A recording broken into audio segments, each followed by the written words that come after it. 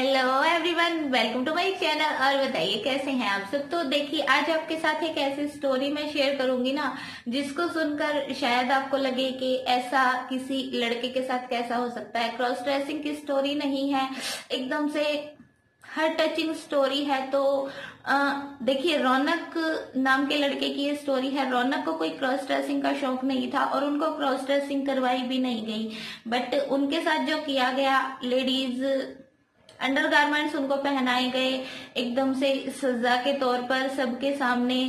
कैसे उनके साथ क्या हुआ, तो चलिए वीडियो को ज्यादा लंबा नहीं करते हैं और आपको सुनाते हैं रौनक की स्टोरी, जिनको क्रॉस ड्रेसिंग का शौक भी नहीं था और वो क्रॉस ड्रेसिंग उन्होंने कभी की भी नहीं, बट उनको पनिशमेंट के तौर पर कैसे लेडीज अंडरगारमेंट्स पहनाए गए और कैसे उनका मजाक बनाया गया। एकदम से जैसे पनिशमेंट देने वाली, सबके सामने शाई फील करने वाली जो पनिशमेंट होती है ना, वो रौनक को दी गई।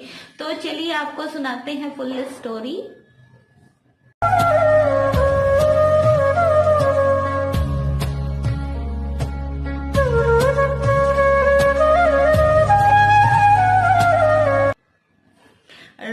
रौनक ने बताया कि जब वो 12 साल के थे, वो अपनी आंटी के साथ रहते थे इंडिया में, और उनके जो मम्मी पापा हैं वो बाहर रहते थे कहीं। वो साल में एक ही बार यहाँ आते थे, बट रौनक को उन्होंने छोड़ा हुआ था अपनी आंटी के पास।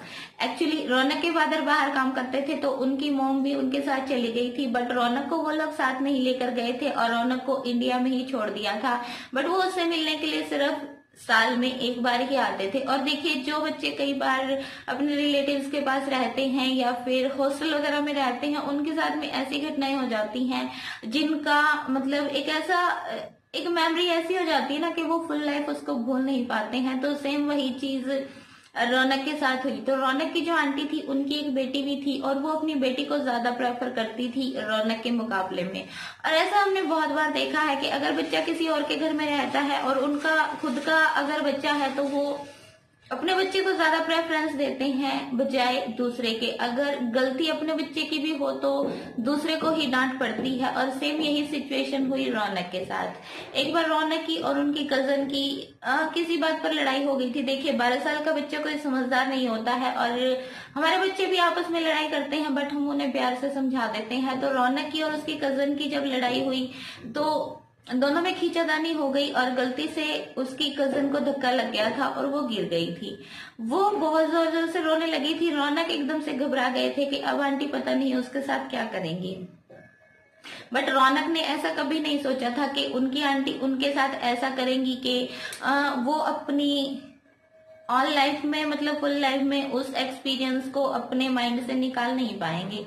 रौनक की आंटी अपनी बेटी की आवाज सुनकर आ जाती हैं और रौनक को खूब डांटती हैं। रौनक उसको सॉरी बोलते हैं और कुछ एक्सक्यूज भी देते हैं कि मेरी सारी गलती नहीं थी, गलती इसकी भी थी, बट फिर भी उन्होंने उसको सॉरी बोला बिकॉज रौनक को पता था कि आंटी उनकी बात नहीं सुनेंगी, वो अपनी बेटी की ही साइड लेंगी, चाहे गलती किसी की भी हो।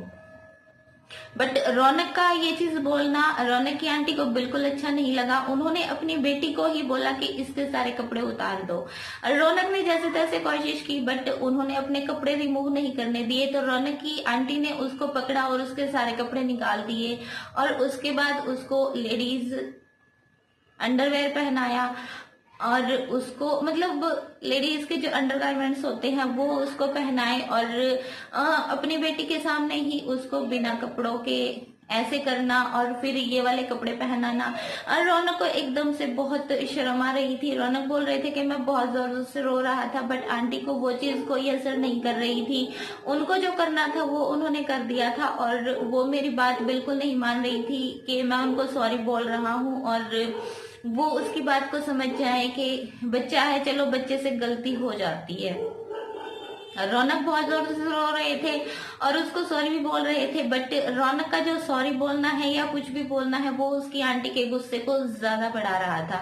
उन्होंने रौनक को हाथ पकड़कर घर के बाहर खड़ा कर दिया, गेट के बाहर, उन्हीं अंडरगारमेंट्स को पहनाकर।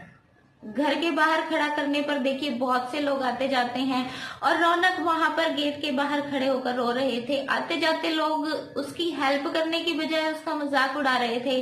कुछ लोग रौनक की पिक्स वगैरह भी ले रहे थे, और उसका बहुत ज्यादा मजाक उड़ाया गया था। और रौनक बहुत तेज तेज रो रहे थे, बट ना उसकी आंटी को, ना ही उनकी कजन को, और ना ही आने जाने वाले लोगों को कोई फर्क पड़ रहा था। वो सिर्फ उसको एक मजाक के तौर पर ले रहे थे, एक फन में ले रहे थे। लेकिन मुझे ये चीज समझ में नहीं आती है कि बच्चा किसी का भी हो, कैसा भी हो, अगर उसके पेरेंट्स आपको किसी के पास छोड़ते हैं, आपके पास छोड़ते हैं, एक भरोसे पर छोड़ते हैं, और अगर आप बच्चों के साथ ऐसा करते हो तो वो चीज बिल्कुल नहीं सही है। और अगर ऐसे किसी को गली में खड़ा करा जाएगा और आने जाने वाले लोग उसकी हेल्प करने की बजाय, बड़े को समझाने की बजाय बच्चे का मजाक उड़ाएंगे, उसकी पिक्स लेंगे, तो लोगों की मेंटेलिटी मेरी समझ से परे है। मुझे नहीं समझ में आता है कि लोग कैसे ऐसे मजाक उड़ा सकते हैं। 12 साल का बच्चा देखिए इतना छोटा भी नहीं होता है, अगर उसको लेडीज के अंडरगारमेंट्स पहना के ऐसे बाहर खड़ा करा जाएगा तो आस पड़ोस में आने जाने वाले लोग, घर के बड़ों को ये चीज बोल सकते हैं कि ये सही नहीं है। बट अगर हम सामने से उसकी पिक्स वगैरह लेके उसको और ज्यादा एम्बेरस करेंगे तो फिर बोलते हैं ना कि इंसानों में और जानवरों में कोई फर्क नहीं रह जाता है। तो सेम वही चीज रौनक के साथ हो रही थी। 3-4 घंटे रौनक को गेट के बाहर खड़ा करके रखा गया, और आने जाने वाले लोगों ने उसका खूब मजाक उड़ाया। वहां आसपास रहने वाले बच्चों ने भी उसका खूब मजाक उड़ाया। उसके बाद आंटी ने रौनक को घर के अंदर बुला लिया था, और घर के अंदर बुलाकर उसके जितने भी कपड़े थे ना, उनकी आंटी ने उसके सामने ही रौनक के सारे कपड़ों को आग लगा दी थी।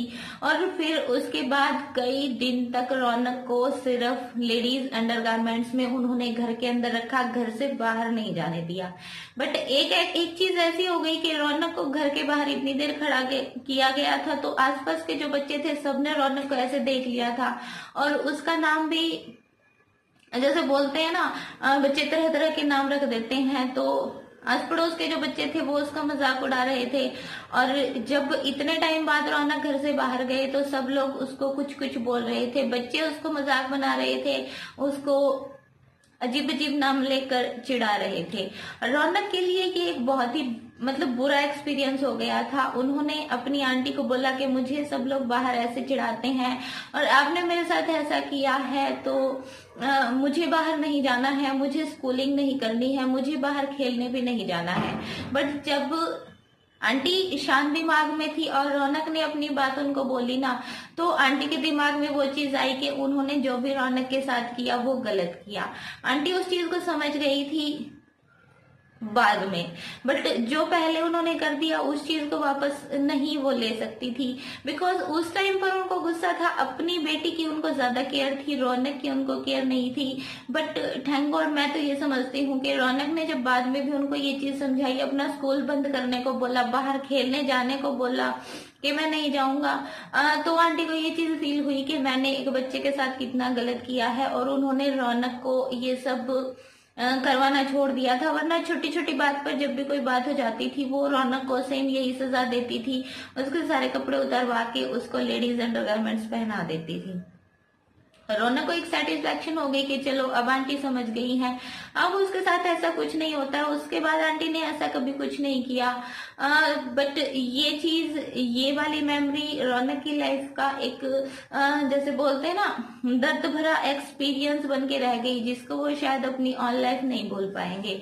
तो रौनक ने बोला था कि आप प्लीज सबको ये चीज बोलिएगा कि किसी भी बॉय के साथ ऐसा ना करें, उनको लेडीज अंडरगारमेंट्स वगैरह पहना के ऐसी पनिशमेंट कभी ना दे। अगर पनिशमेंट देनी है तो मारपीट ही कर लें, डांट लें, फटकार लें, बट ऐसी पनिशमेंट कभी ना दें कि उसको सारी जिंदगी वो चीज भूल ना पाए।